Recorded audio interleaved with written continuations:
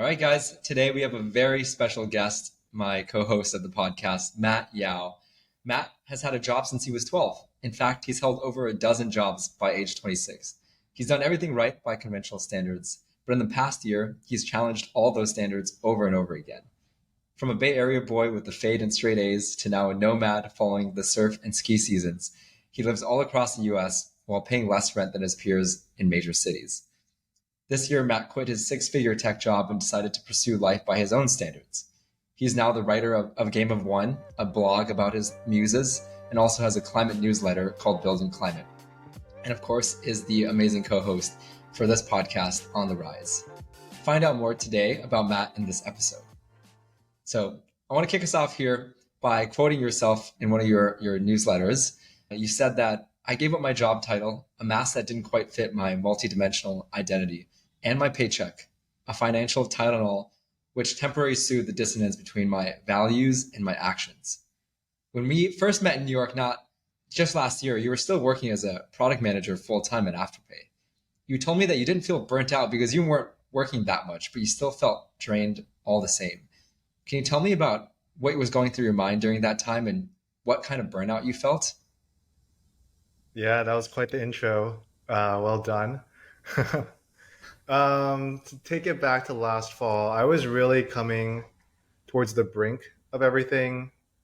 I felt like I had tried every sort of tool that I could think of to rationalize or even just feel more grateful for my position that I was in. But to go back since last February, so it had been at least 6 months by that point when we caught up in New York in East Village. I had already been, I had already decided I was going to quit. And so the following 10 months were just a lot of dilemmas, feeling stuck, knowing that I wanted to quit, but not being able to bring myself to actually do it.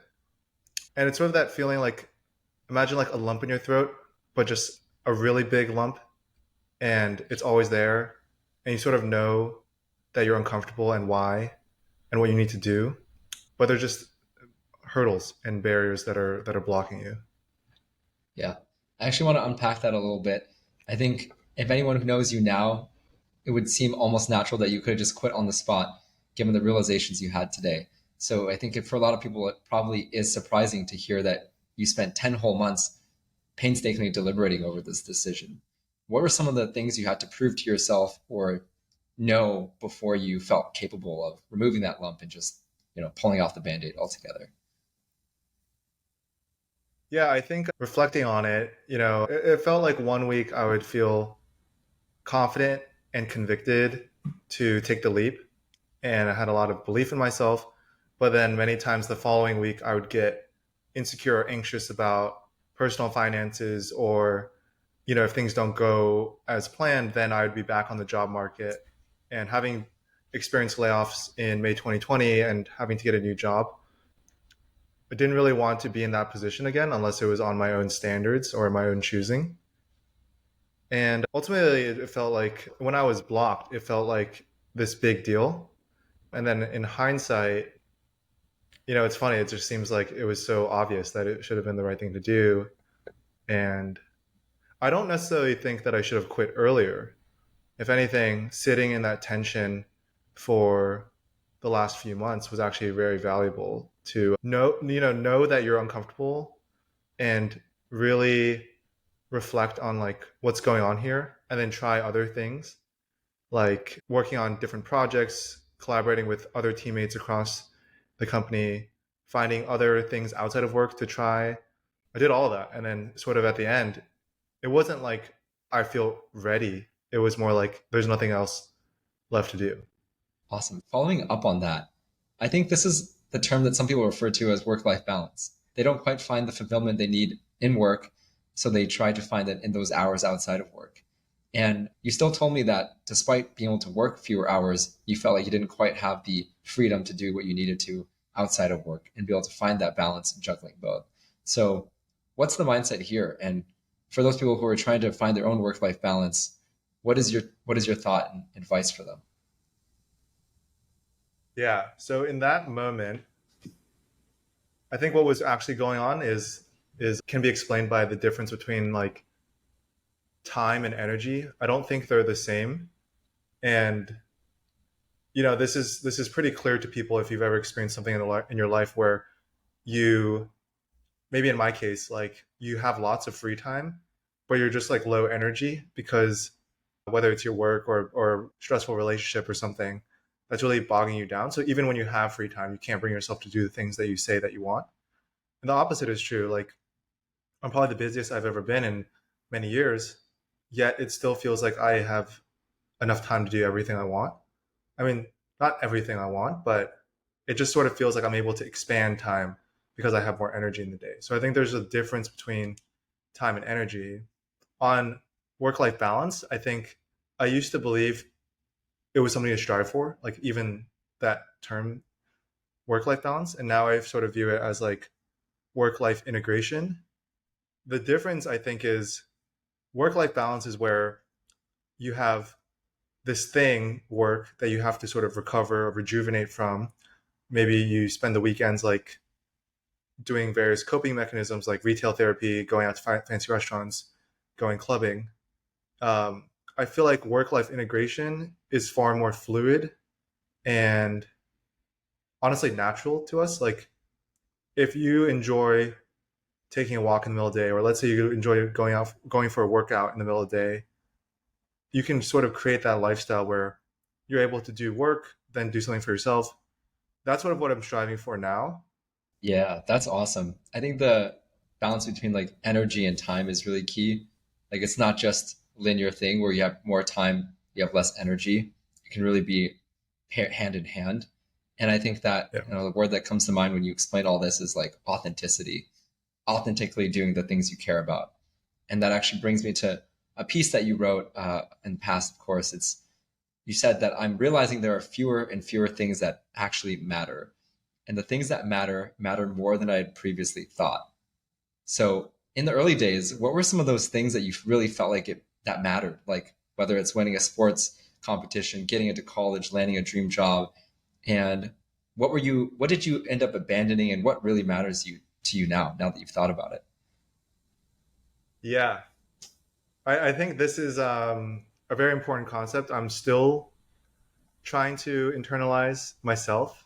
Sort of like I realize the concept exists and now I'm trying to actually live by it.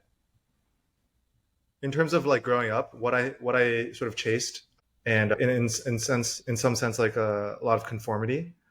Think about as a kid, you just want to be like everyone else. You don't want to be an outcast. You don't want to be bullied. So growing up in Northern Virginia, it was like you were wearing Sperry's, you were wearing Vineyard Vines, you were wearing like Ralph Lauren. You support the same sports teams. You care about the same sports. Like there's in high school, I remember there was like cool sports and then there was like uncool sports. Like cross country was not cool. Lacrosse was super cool. I didn't do either of those sports, so I'm just giving those as examples. But yeah, even in college, like I'm pretty sure I picked computer science at least initially because I saw everyone else around me doing it, and we were in the Bay Area, so there was just a lot of buzz around all the time. And in terms of education, a lot of my life was spent chasing A's over learning. Like there's a huge difference between grades and learning. Now, having quit my job and having all this time to explore my curiosities, it feels like I'm truly learning, right? There's no one grading me. There's no one looking over my shoulder to see what I'm doing. I think like our education system is really set up to incentivize chasing A's, not really chasing knowledge. Yeah. What are some things about yourself that you've discarded as realizing that doesn't actually matter in this last period of life as you reflect? I think like certain forms of status. Being a product manager is pretty high status, I would say, especially as new grads, which we both started as. Also, just like money. I'm 9 months in, currently living off savings. I've Hmm. been able to do certain experiences that don't cost a lot of money that feel great and are fun to do. And then I've also been able to experience luxury experiences that actually do cost a lot of money without actually having to pay because you just get invited or you figure out a way in. It's like that cliche of you don't want to think too much about what people think of you. That is one of the things I'm starting to realize where, like for example, what does it mean to be cool nowadays? I think in elementary school, middle school, high school, it was like whoever. I think we talked about this with Sherry. I think I asked her that. Like Yeah. she was like, "Oh, it's the boy who could run the fastest was the coolest in elementary school." I don't really think it's like the jock anymore. The people that I think are cool are probably not that cool to a lot of people. So trying to take that own advice for myself of like not worrying about trying to be cool to everyone and just trying to like get closer to the people that I admire and be more like them. I'm not saying I don't have role models or people that inspire me. It's more like I'm choosing them rather than like following the herd, if that makes sense. That makes a lot of sense. I think being cool is something that changes all the time. And if you don't understand what's cool to you, you're just going to get pulled along. Like, no 6-year-old's going to think being healthy and eating well is cool because it just doesn't matter to them.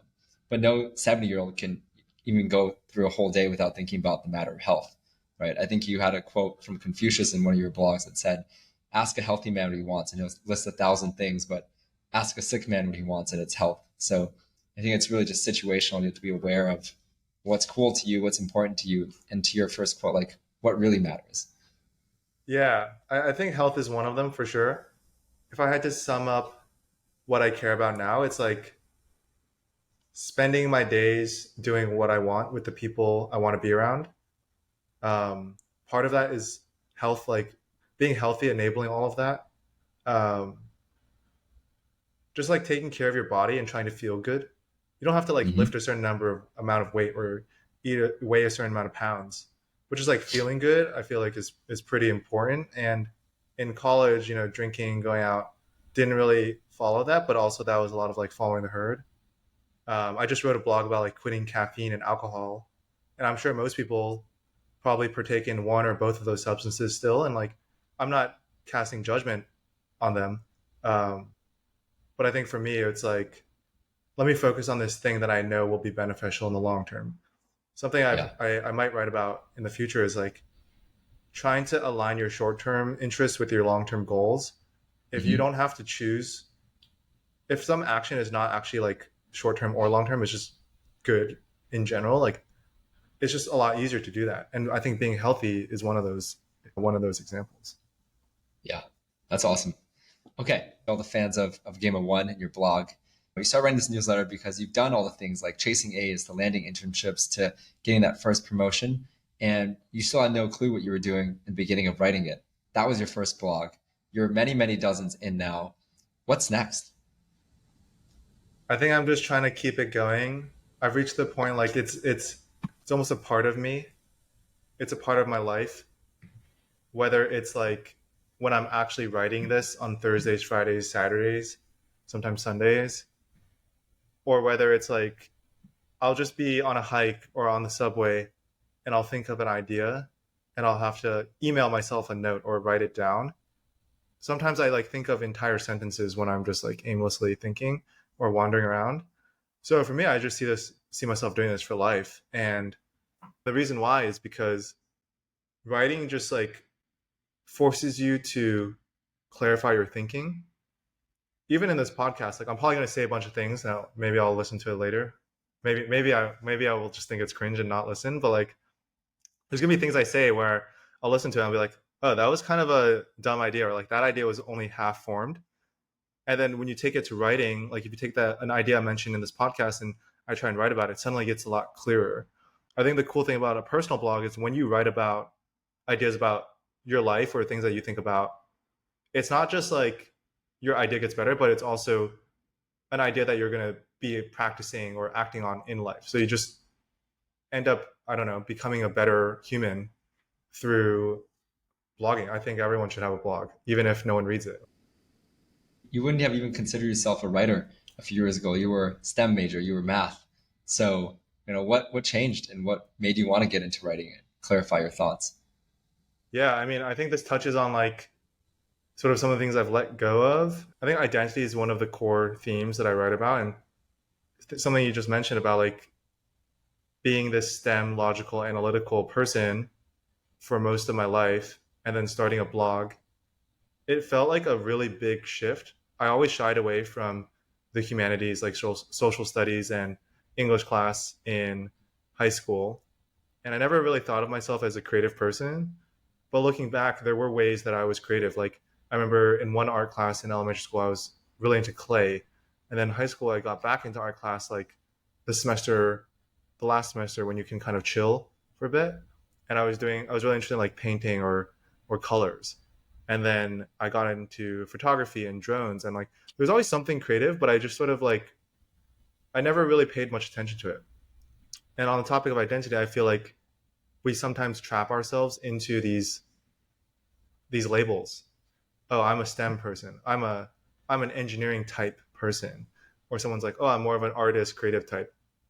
I think people can be both. What was the actual question? Oh, I think you answered the question indirectly. I like we said there, it's like you're not just a writer, you're so much more than that. And I feel like something I've heard someone say is been trying to switch gears from saying I am a writer, I am an engineer to hey, I write or I do things because Yeah. that it's just one part of what you're doing. And you could be doing so much more. You could be multidimensional across your interests and your abilities. Yeah, wait, that might have been me that told you that. I think it was That you and a couple people. like I still don't call myself a writer. I just say I write a blog. It feels like you can hold more verbs than you can hold roles.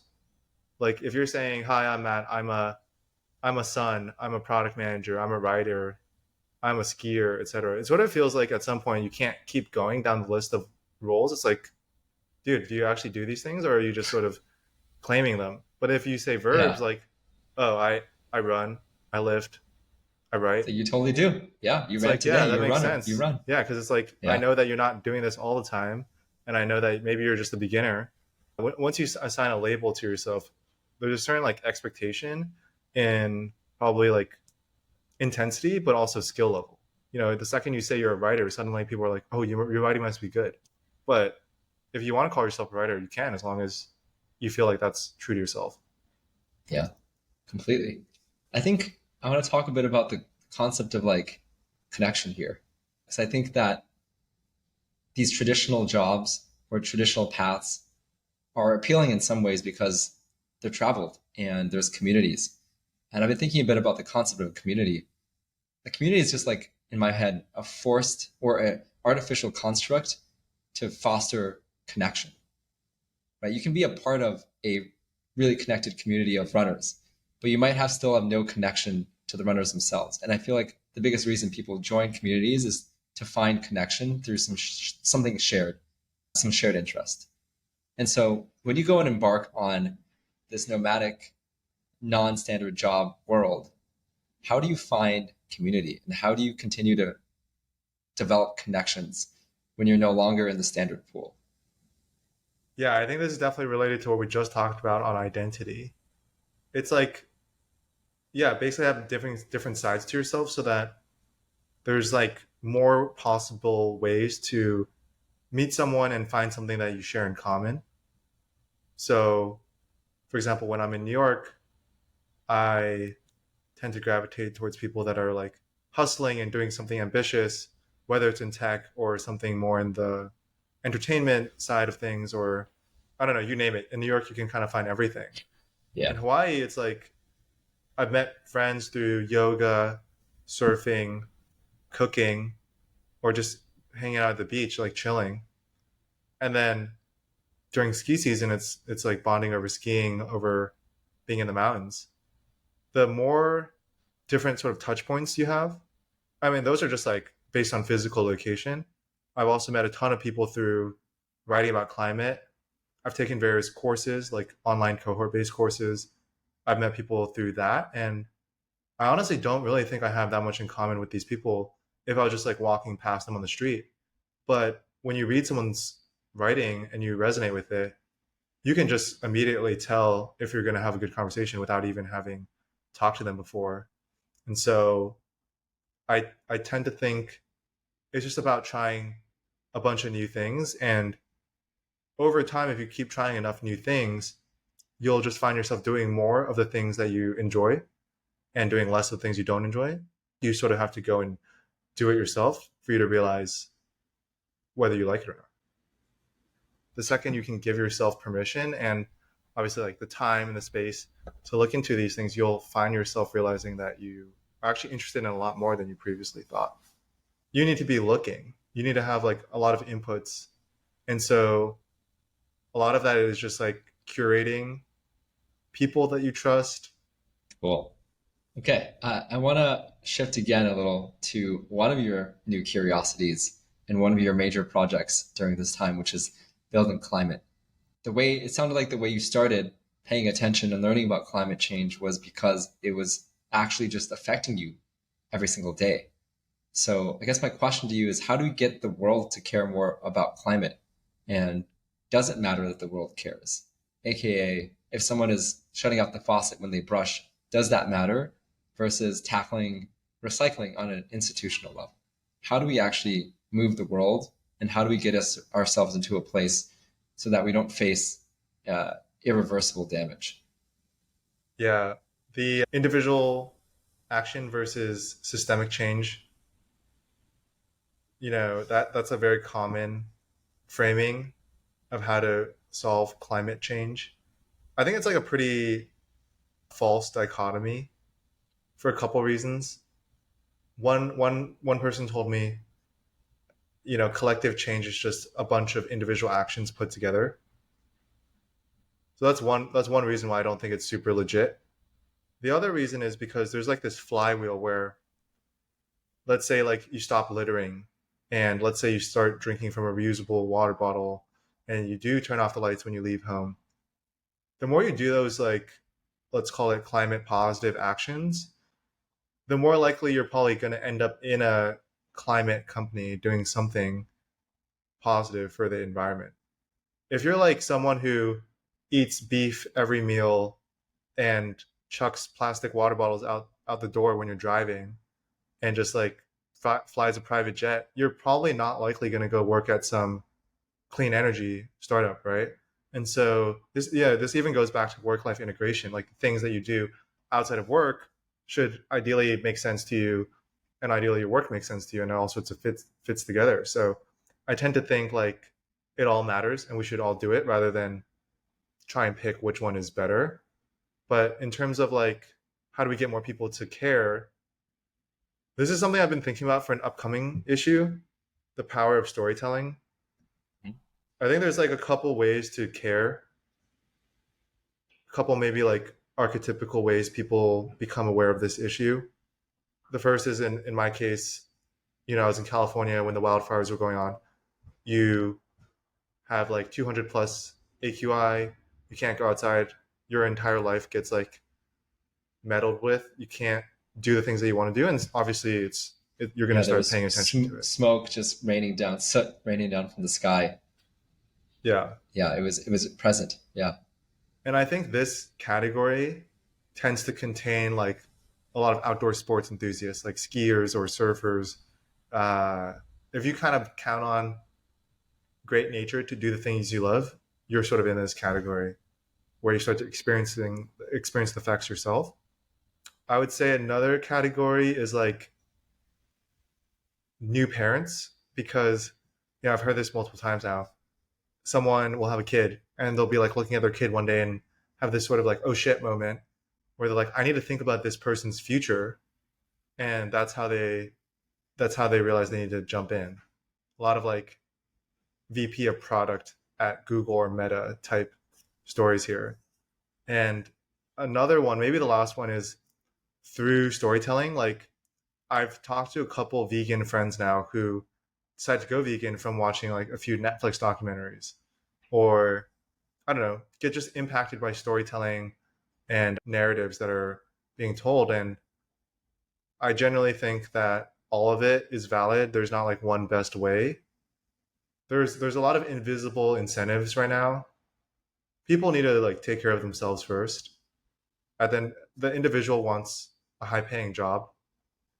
And so it is really hard to say like, hey, you work on ad optimization at some social network, like your job is bad, go do a good job, when in reality they might just be like looking out for themselves and needing to pay off Yeah. debt or support their family.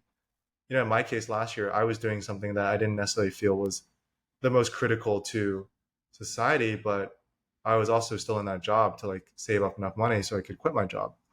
And Yeah. so, another thing is like creating this in group versus out group discussion, I think is not helpful. It's like people that are in climate, so to say, should be trying to pull more people into climate rather than saying like, I'm doing great work that's very meaningful and I'm like a virtuous person. You're not. Come be like me. It should be more of like a pull rather than, I don't know, trying to shame people. Yeah, I do see a lot of the pull versus push in climate, like the pull of wanting a better life for your kid, the pull of those nature documentaries that really bring the story forward to you. I think you're onto something in terms of the storytelling piece. I'm from the Midwest, and I can tell you, like, in a place where you have abundant space and resources and natural water, it feels like you have an unlimited runway. And then if you move to California, everyone's so conscientious about recycling because they understand the fear. They have such great nature around them. So I think what you said there, like doubling down on it, it's like the more ways we can introduce the the beauty of the climate, whether it's a documentary or a story or a blog to people, the more they're going to want to preserve it. And hopefully the more we educate them about like all the things that are going to go poorly, the more you can also push them towards climate, right? Like they have to first see what the negative consequences are to really understand. And if you live in like a really nice suburban town, you can almost not see the impacts of that for a long time. Yeah, it definitely depends on where you are. I do think, you see it already in Florida where new homes cannot get insurance anymore because there's no insurance company willing to underwrite the insurance because of the floods and the hurricanes. And so the Florida state government has had to step in and issue a lot of these like new home insurances. So unfortunately, I think things will get worse. And you look at like the global south, places like in Africa, India, etc. There's already a lot of shit going down that's going to make it harder to live in certain areas within those regions. But like from a non-tech perspective, I've sort of had this like idea where you can't just like take everyone and show them the magic of skiing or surfing. It's not really Yeah. scalable.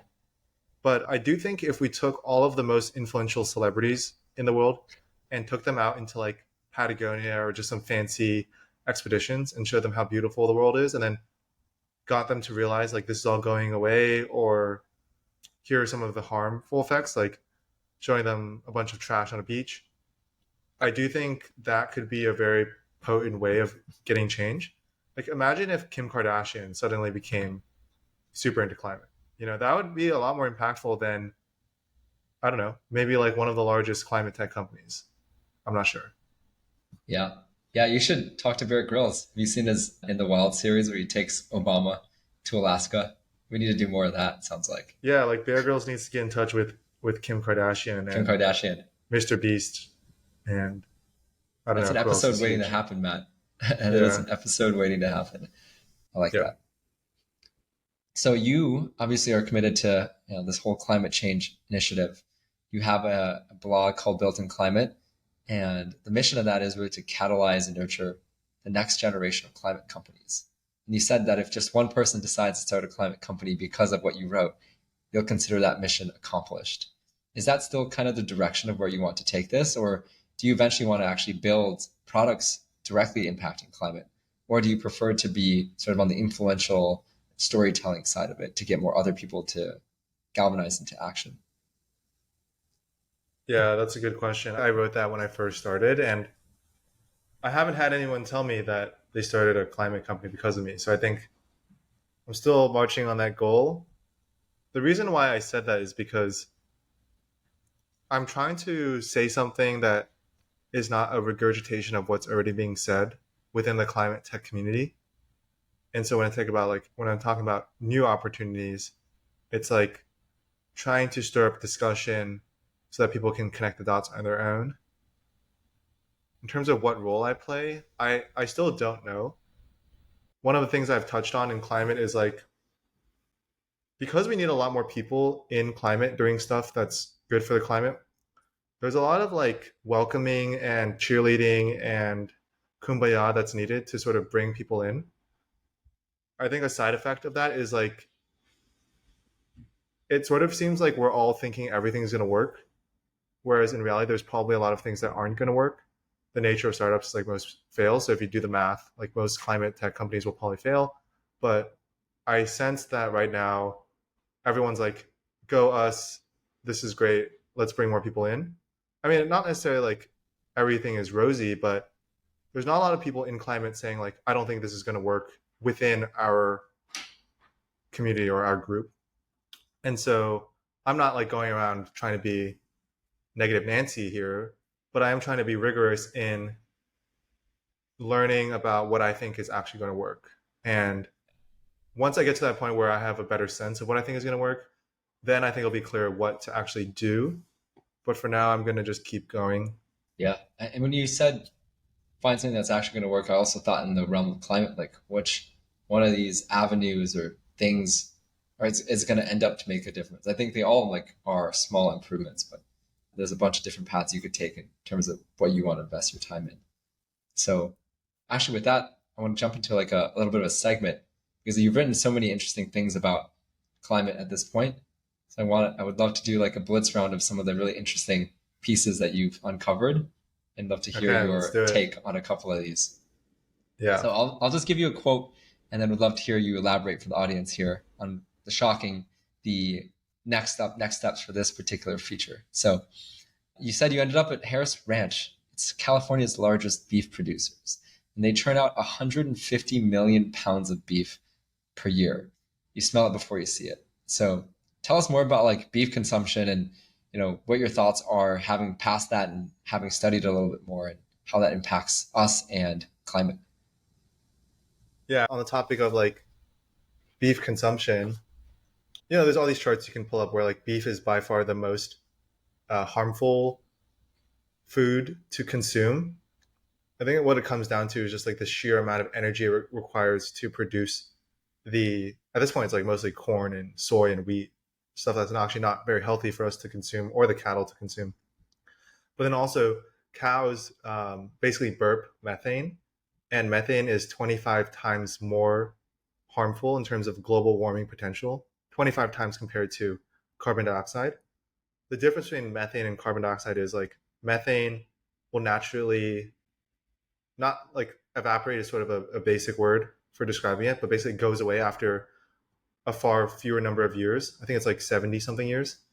But the reality is like we don't actually have that much time. So we need to curb methane emissions. And there's obviously CO2 emissions from all the stuff around just the fact that it's an animal that you need to raise.